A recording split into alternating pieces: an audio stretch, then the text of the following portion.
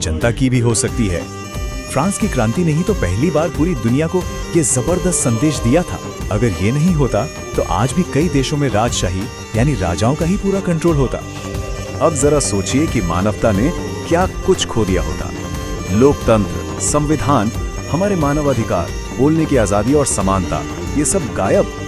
आज जिन अधिकारों को हम बहुत ही बेसिक या बुनियादी मानते हैं ना, वो शायद सिर्फ बहुत अमीर और ताकतवर लोगों की ही जागीर बनकर रह जाते।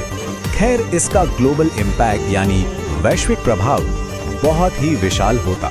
नेपोलियन के युद्धों के बिना तो यूरोप का पूरा नक्शा ही बिल्कुल अलग दिखता।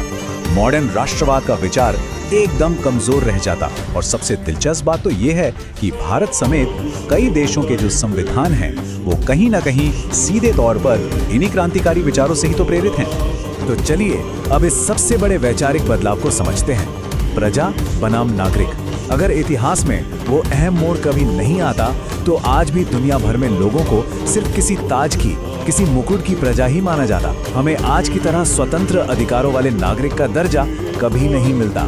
तो कुल मिलाकर सबसे जरूरी निष्कर्ष यही निकलता है कि इस एक अकेली घटना ने सिर्फ फ्रांस को नहीं बदला, बल्कि इंसानों की सोच को हमेशा हमेशा के लिए बदल कर रख दिया। इसके बिना आज के इस मॉडर्न लोकतंत्र का तो कोई वजूद ही नहीं होता। ये बात सच में सोचने पर मजबूर कर देती है। क्या हम आज की इस आजादी को बहुत